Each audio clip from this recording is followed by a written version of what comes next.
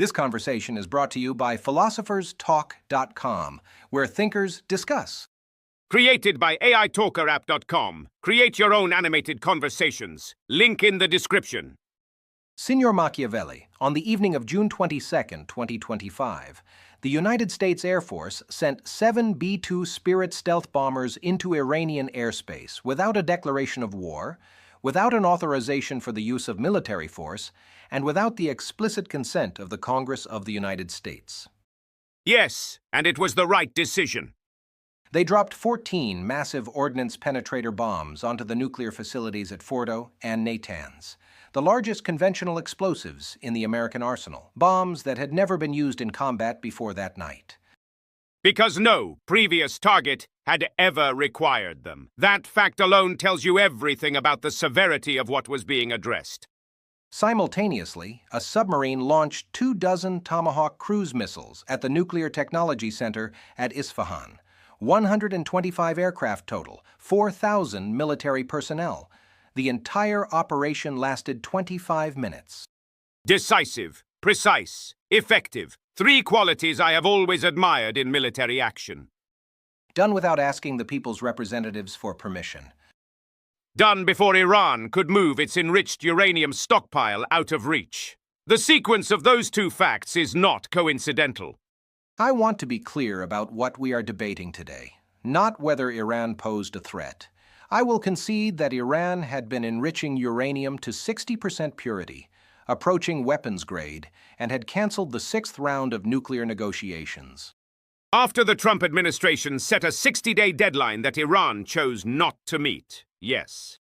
The question before us is whether the manner in which the United States responded was justified, constitutionally, strategically, and morally.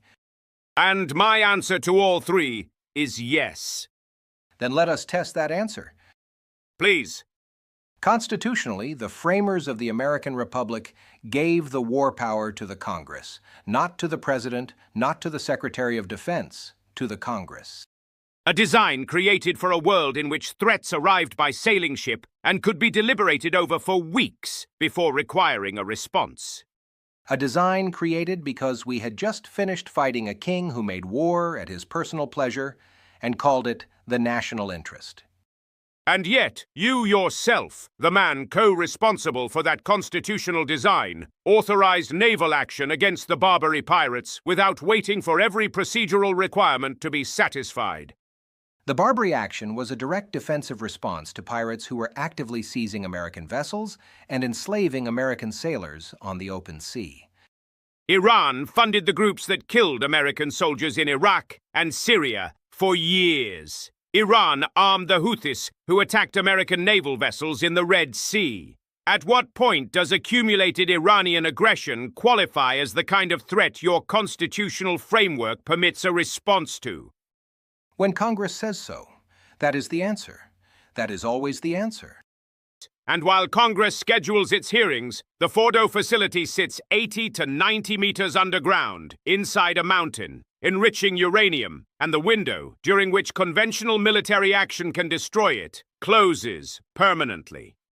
Congress can authorize military force without specifying every operational detail. The timing, the targets, the flight paths, these can remain classified. The decision to go to war cannot. In theory, in practice, secrets debated in legislatures become public. Public knowledge of an impending strike gives Iran time to disperse its enriched uranium stockpile to locations that cannot be targeted simultaneously. So, your argument is that the constitutional requirement for legislative authorization must be abandoned whenever operational secrecy demands it. My argument is that the requirement for operational secrecy existed in this specific case, and that the lives of American pilots flying over Iranian airspace depended on Iran not knowing they were coming. Representatives Thomas Massey and Ro Khanna introduced the War Powers Resolution. One Republican, one Democrat, both saying this was unconstitutional. The Senate defeated it. The Senate, which is the deliberative body you are most concerned about, reviewed the action and declined to override it. That is the constitutional process functioning. Failing to pass a resolution of disapproval after the bombs have already fallen is not authorization. It is ratification under political pressure dressed up as institutional deference. And yet, the Republic survived. The feared tyranny did not materialize. The executive acted, the crisis was addressed, and the legislature chose not to override. You describe a catastrophe that has not occurred. The catastrophe does not announce itself with trumpets. Every unauthorized military action makes the next one easier. Every time the Congress declines to reassert its war power, the executive branch absorbs a little more of it permanently. I will now do you the courtesy of stating your full argument fairly before I dismantle it, because I was raised with at least that much intellectual honesty, which is more than some people at this table can claim. I am breathless with anticipation. Your constitutional argument says this. The framers gave the war power to Congress deliberately, having watched executives drag nations into war for personal and political reasons. Normalizing executive war-making, regardless of the specific justification, erodes the institutional constraint that separates a republic from an elected tyranny. Each emergency that bypasses the legislature teaches the next executive that emergencies justify bypassing the legislature. The long-term institutional damage exceeds any short-term strategic benefit. That is your argument at its strongest. That is my argument. Thank you for the accuracy. Now watch what I do to it.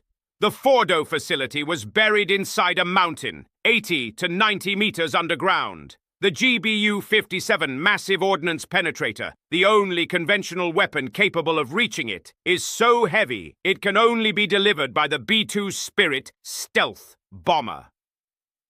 The United States possesses 20 of those aircraft. 7 of them flew toward Iran on the night of June 22nd, supported by cyber operations that simultaneously disabled Iranian air defense systems so that American pilots would not be shot down over hostile territory. That level of coordination required absolute secrecy maintained across months of planning. Your constitutional theory, applied literally, would have required a congressional debate that would have appeared in every newspaper in the world before the B-2 bombers ever left the ground. Iran would have moved everything. The bombers would have destroyed empty buildings, and your constitutional process would have been satisfied while Iran's nuclear program continued undamaged. You tell me which outcome better serves the republic you claim to be protecting. You present a false choice. Authorization and secrecy are not mutually exclusive. A classified congressional authorization, debated in closed session, would have preserved both the constitutional requirement and the operational surprise. A classified debate among hundreds of legislators, their staffers and their staff's staffers, is not a secret. It is a secret waiting to become a news report. Then perhaps the answer is a smaller, more secure process of authorization, rather than no authorization at all. Perhaps. Or perhaps the answer is that a president elected by the American people, advised by the chairman of the Joint Chiefs of Staff and the Secretary of Defense, having exhausted 5 rounds of negotiations across months of diplomatic effort, made a difficult decision that the moment demanded and the moment rewarded. I will now return the courtesy and state your argument fairly before I address it, though I want to be clear that my fairness here is entirely strategic. Of course it is. Your argument is that Iran had demonstrated across decades and 5 rounds of failed negotiations that it would not voluntarily abandon its nuclear ambitions. The Fordow facility represented a capability that, once completed, would shift the entire strategic balance of the Middle East. The window for conventional military action was closing as the program matured. The operation was conducted with extraordinary precision in 25 minutes using cyber operations to protect American pilots, resulting in severe damage that the Iranian foreign minister himself admitted. The executive acted in a moment when deliberation was a luxury the situation would not permit, and the Republic survived intact. That is your argument. Stated with more elegance than I would have managed myself. Proceed to demolish it. The strategic case was real.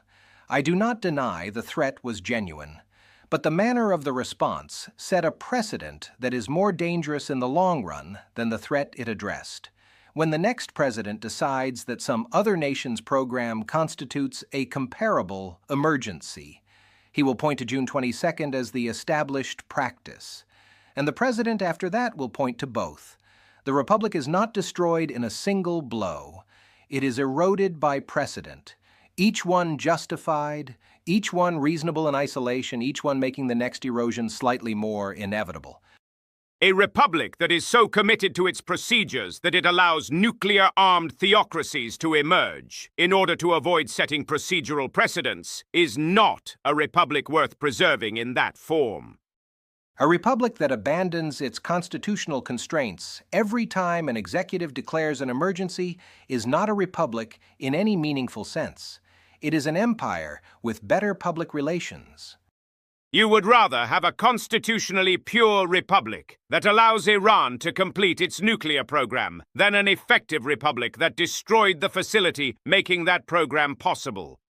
I would rather have a republic that requires its executives to seek authorization before launching wars, even when those wars are against genuine threats, even when the timing is inconvenient, even when operational secrecy is complicated by the requirement of democratic consent.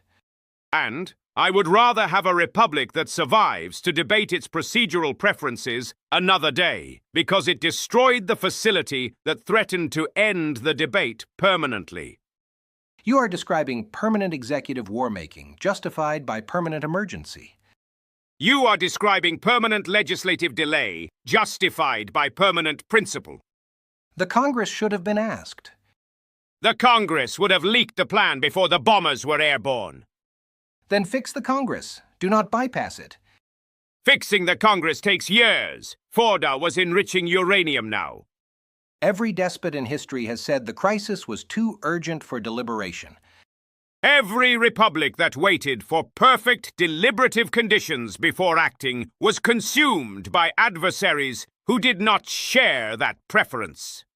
This is how republics die, one emergency at a time, one bypassed vote at a time. Republics also die when their adversaries acquire nuclear weapons, and the Republic was too busy scheduling committee hearings to prevent it. The Constitution matters even when it is inconvenient, especially when it is inconvenient. Fordow was 80 meters underground. It could not wait for a constitutional seminar. Warmonger! Hypocrisy! Your philosophy gave every tyrant since the Renaissance a permission slip. Your philosophy gave every naive idealist since the Enlightenment an excuse to do nothing and call it principle. Please like this video and subscribe to Philosopher's Talk, where the debates are this heated every single week. I ask for your subscription with genuine enthusiasm, and with the additional hope that subscribing will give you the regular philosophical nourishment that spending an extended period of time with Niccolo Machiavelli has entirely failed to provide me. Subscribe, like the video, and know that if you found yourself persuaded by a man who wrote the most celebrated declaration of human liberty in history and then personally owned over 600 human beings, you are either very forgiving or very easily impressed. PhilosophersTalk.com for more debates. AITalkerapp.com to create your own. And please do ask yourself, when you consider what happened on June 22, 2025, whether the manner of a republic's self-defense matters as much as its outcome. I believe it does. My debating partner believes it is an adorable question asked by people who have never governed anything serious. aitalkerapp.com. Create your own conversations. Bring philosophers who disagree with you. It is the most honest kind of education available. Unlike the education provided by a man who freed 2 of his hundreds of enslaved people upon his death and spent the intervening decades writing about liberty. Like the video. We will see you next time.